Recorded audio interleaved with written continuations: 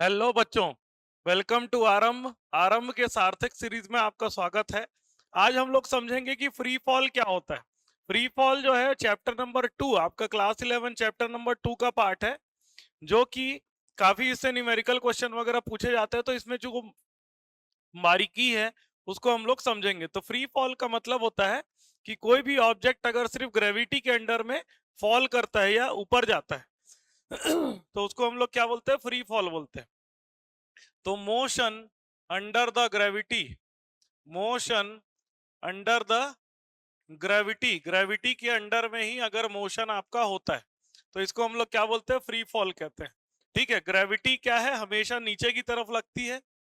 तो ग्रेविटी क्या करता है? किसी भी ऑब्जेक्ट के ऊपर एक एक्सेलरेशन प्रोड्यूस करता है नीचे की तरफ, एक्सेलरेशन प्रोड्यूस करता है नीचे की तरफ। तो वही हमारा क्या है? फ्री फॉल है। अब ये फ्री फॉल क्या हो सकता है? फ्री फॉल में जो मूवमेंट होता है वो ऊपर की तरफ भी मूवमेंट हो सकता है और डाउनवर्ड मूवमेंट भी हो सकता है। तो मूवमेंट अपवर्ड या तो मूवमेंट डाउनवर्ड, दोनों तरह का फ्री फॉल आपको इससे न्यूमेरिकल क्वेश्चन पूछा जा सकता है। तो दोनों में क्या अंतर है?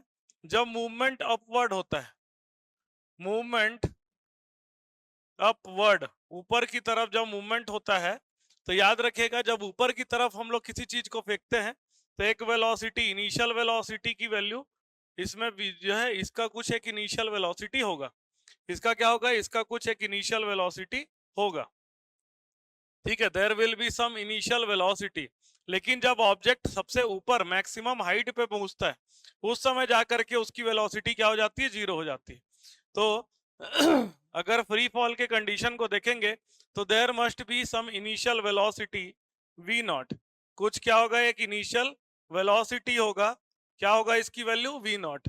लेकिन जब वो मैक्सिमम हाइट पे रीच करेगा तो फाइनल वेलोसिटी कितना हो जाएगा? जीरो। कंडीशंस याद रखना है। अपवर्ड मूवमेंट में there should be some initial velocity V naught. ठीक है, there should be some initial velocity V naught and when it goes at the maximum height, सबसे अधिकतम ऊंचाई में जब पहुंचेगा तो उसकी वेलोसिटी कितनी हो जाएगी? जीरो हो जाएगी। ठीक है, एक्सेलरेशन की अगर बात करें तो मैंने बताया कि अगर फ्री फॉल का मतलब ही होता है कि ग्रेविटी के अंडर में एक्सेलरेशन, सॉरी ग्रेविटी के अंडर में मूवमेंट, इसको हम लोग क्या बोलते हैं? फ्री फॉल कहते हैं। और क्योंकि ग्रेविटी नीचे की तरफ एक एक्सेलरेशन प्रोड्यूस करता है जी, तो ऊपर की तरफ का एक्सेलरेशन क्या हो जाएगा? माइनस जी के बराबर हो जाएगा। कितना हो जाएगा? माइनस जी के बराबर हो जाएगा। अच्छा, इसके बाद अगर हम लोग इक्वेशन ऑफ मोशन की बात करें तो हमारे पास तीन इक्वेशन, तो ये हमारा इसका कंडीशन हो गया। इक्वेशन ऑफ मोशन को हम लोग देखेंगे क्या बन जाता है। सेकंड जैसे केस देख ले, डाउनवर्ड मूवमेंट में। ठीक है, मूवमेंट डाउनवर्ड, जब मूवमेंट हमारा क्या होगा? डाउनवर्ड मूवमेंट होगा। जब भी हमारा मूवमेंट डाउनवर्ड होगा तो there will be an initial velocity equal to zero. किसी भी चीज को हम लोग जस्ट ऐसा फेंक रहे, छोड़ रहे, तो कुछ इनिशियल वेलोसिटी देने की जरूरत नहीं पड़ती। There will be some initial velocity and that initial velocity will be equal to zero. यहाँ पर जो फाइनल वेलोसिटी होगा ये आपका जीरो नहीं होगा। फाइनल वेलोसिटी, जिस वेलोसिटी पे कोई भी ऑब्जेक्ट जमीन पे आकर के गिरेगा वो आपका जीरो नहीं होगा। एक्सेलरेशन की अगर बात करें तो एक्सेलरेशन जो होगा आपकी किसके बराबर होगा? जी के बराबर होगा। ठीक है, जी के बराबर होगा।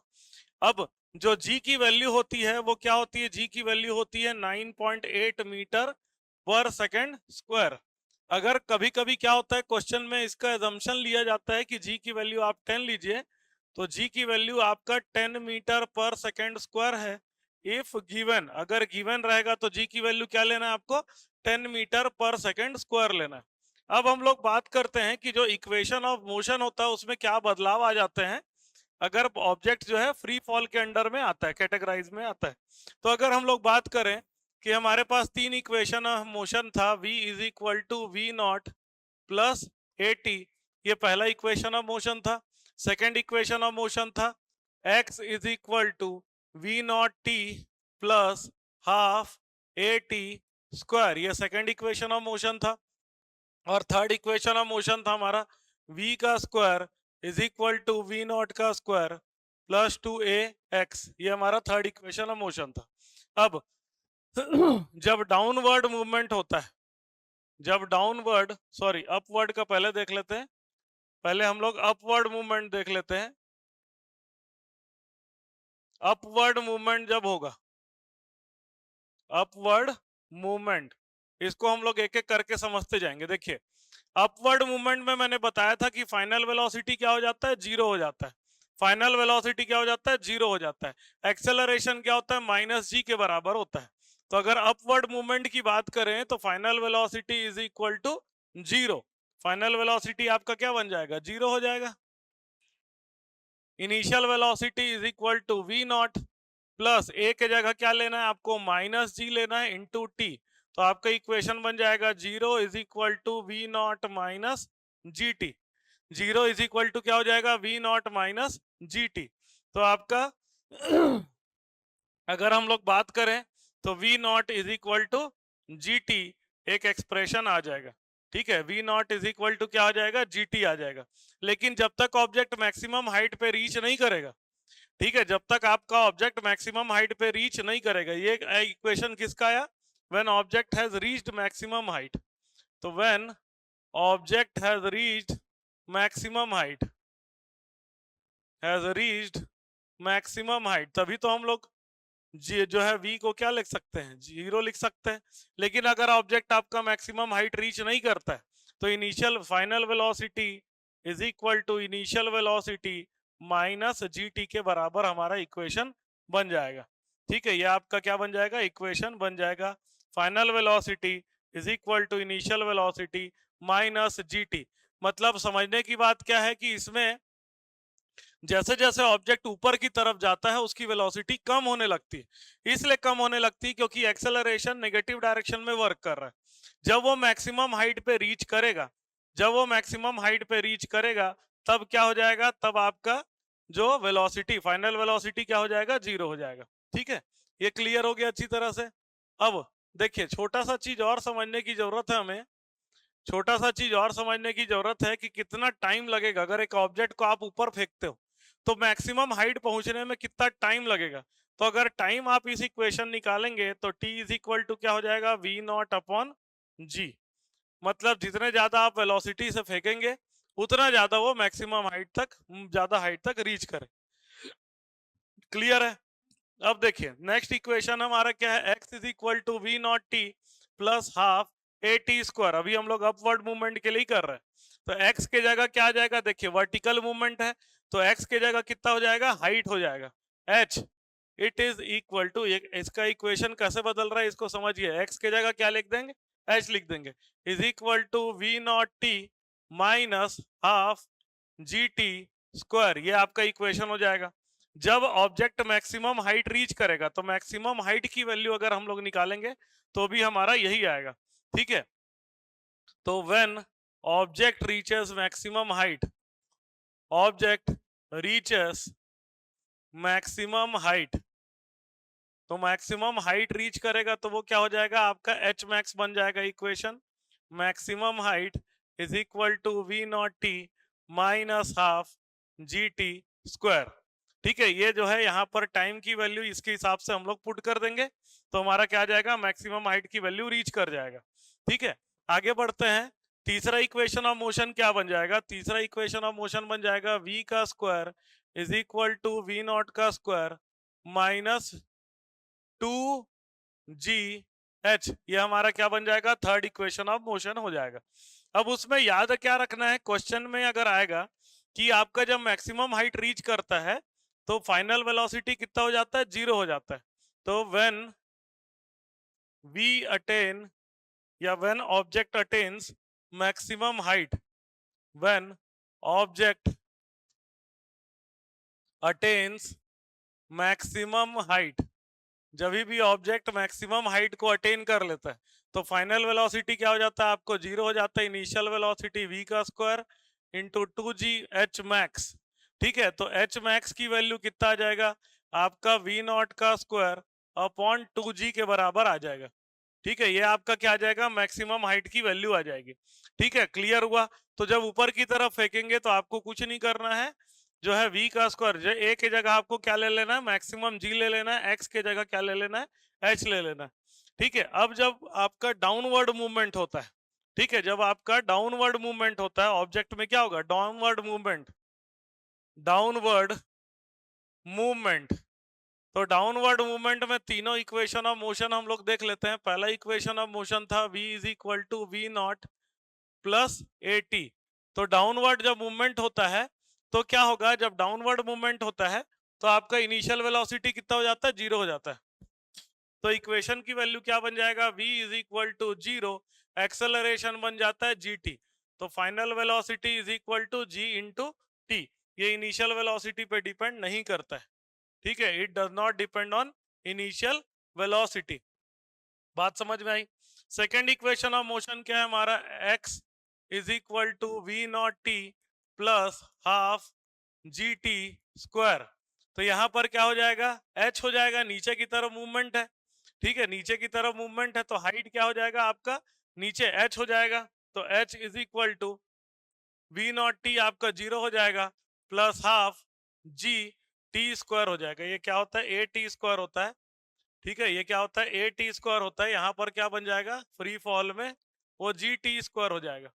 तो जो हाइट है उसकी क्या हो जाएगी, धीरे धीरे कम होती जाएगी, हाफ जी टी स्क्वायर के बराबर आएगा, ठीक है, ये हमारा क्या हो जाएगा, हाफ जी टी स्क्वायर, ठीक है। अब वो धीरे धीरे कम होते जा रहा है, नीचे की तरफ मूवमेंट हो रहा है, क्या हो रहा है, नीचे की तरफ मूवमेंट हो रहा है। क्लियर अच्छी तरह से। चलिए आगे बढ़ते हैं। तीसरा इक्वेशन ऑफ मोशन हमारा क्या बन जाता है, तीसरा इक्वेशन ऑफ मोशन देखेंगे, v का square is equal to we naught का स्क्वायर प्लस 2ax होता है ना।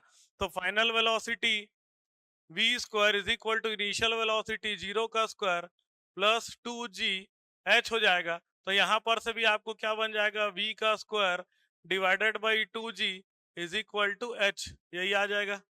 क्लियर है। तो ये हमारा क्या हो गया, इक्वेशन ऑफ मोशन अलग अलग कंडीशन में कैसे चेंज होता है वो हम लोग क्लियर कर लिए, ठीक है। अब जैसे क्वेश्चन आपको बनाना है तो आपको पहले क्या चेक करना है कि ऑब्जेक्ट का मोशन ऊपर की तरफ जा रहा है या नीचे की तरफ जा रहा है। ऊपर की तरफ जा रहा है तो वेलोसिटी धीरे धीरे धीरे धीरे कम होती चलेगी, नीचे की तरफ जा रहा है तो वेलोसिटी धीरे धीरे धीरे धीरे बढ़ती चलेगी। बात समझ में आ रही है। तो यही है हमारा क्या है, equation of motion free fall के कंडीशन में, ठीक है। चलिए एक क्वेश्चन हम लोग करके देखते हैं। जैसे मान लीजिए कि आपको दिया हुआ है कि एक ऑब्जेक्ट कहाँ पर है, एक ऑब्जेक्ट हमारा एक बिल्डिंग के ऊपर है, ऐसा एक बिल्डिंग है, ठीक है। ये कितना ऊपर बिल्डिंग है, ये आपका 25 मीटर हाइट की बिल्डिंग है, 25 मीटर हाइट की बिल्डिंग है। अब यहां से किसी ऑब्जेक्ट को फेंका गया ऊपर की तरफ, किसी ऑब्जेक्ट को फेंका गया ऊपर की तरफ, ठीक है। तो ये ऊपर की तरफ जब फेंका गया तो मान लीजिए कि 10 मीटर पर सेकंड की स्पीड से फेंका गया, 10 मीटर पर सेकंड की स्पीड से फेंका गया। तो ये कितने तक जाके मैक्सिमम कितना हाइट तक जाएगा ये आपको क्वेश्चन में पूछ रहा है, ठीक है। तो यहां से कितना मैक्सिमम हाइट ऊपर तक जाएगा ये आपको पूछ रहा है मान लीजिए क्वेश्चन में, ठीक है।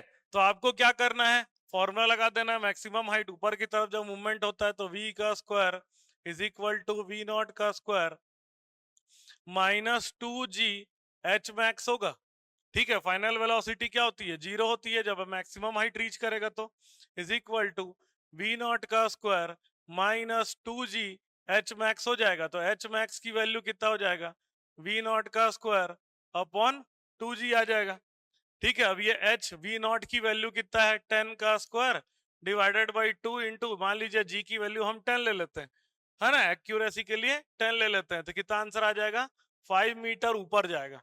कितना जाएगा, 5 मीटर ऊपर जाएगा। अच्छा अगला मान लीजिए इसी में क्वेश्चन पूछ दिया कि time taken to reach the ground, time taken to reach the ground, to reach the ground, मान लीजिए ग्राउंड में पहुंचने के लिए उसको कितना टाइम लगेगा, ठीक है। अब देखिए यहां से उसको छोड़ा गया तो कितने टाइम तक मैक्सिमम हाइट रीच करेगा उसको पहले निकाल लेते हैं। तो टाइम पहला इक्वेशन आप यूज करेंगे, तो यहां से यहां तक पहुंचने के लिए जो टाइम है उसको हम लोग t1 कह देते हैं, ठीक है। तो हमारा v का square is equal to we naught का square minus, sorry, v is equal to U plus AT वाला फॉर्मूला यूज कर लेते हैं, v is equal to we naught minus ji T वाला फॉर्मूला यूज कर लेते हैं। तो टाइम की वैल्यू अगर वी नॉट वी की जगह 0 पुट करेंगे तो टाइम की वैल्यू आ जाएगी वी नॉट अपॉन जी। तो वी नॉट आपका 10 है, जी की वैल्यू 10 है, मतलब 1 सेकंड आ जाएगा। ठीक है, यहां से ऊपर तक जाने में 1 सेकंड। अब 30 मीटर हो जाए, टोटल कितना हाइट पहुंच गया, टोटल 30 मीटर रीच कर गया। अब उसको नीचे आने में कितना टाइम लगेगा।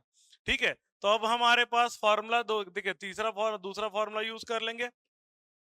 ठीक है, तो कौन सा दूसरा फॉर्मूला, जब डाउनवर्ड मोशन आ रहा है कहां से कहां तक, ऊपर 30 मीटर की हाइट से नीचे की तरफ मूवमेंट हो रहा है। 30 मीटर हाइट से नीचे की तरफ जब मूवमेंट होता है तो इसको अगर हम लोग चेक कर लें तो हमारे पास देखिए फॉर्मूला, सेकेंड वाले फॉर्मूला की यूज कर सकते हैं। H is equal to we naught t my plus half g t square, ये वाला फॉर्मूला। तो इनिशियल वेलोसिटी जब ऊपर से नीचे गिरता है तो इनिशियल वेलोसिटी कितना हो जाएगा, 0। हाइट की वैल्यू आपका कितना कवर करना है, इसको 30 मीटर कवर करना है, इज इक्वल टू हाफ जी की वैल्यू आपको 10 लेनी है इंटू टी का स्क्वायर। तो ये हो जाएगा 30 into 2 divided by 10, it is equal to t का स्क्वायर, कट जाएगा तो टी की वैल्यू आ जाएगी √6। तो टोटल टाइम अगर देखें कि नीचे से ऊपर जाने में 1 सेकंड और ऊपर से नीचे आने में √6 सेकंड, तो टोटल टाइम अगर निकालेंगे तो कितना आएगा, टोटल टाइम ये आपका आ जाएगा 1 सेकंड प्लस √6 सेकंड, तो आंसर आ जाएगा 1 प्लस √6 सेकंड। क्लियर, क्लियर है। तो फ्री फॉल बहुत अच्छे से समझिए, बहुत आपको काम आने वाला है। ठीक है, थैंक यू।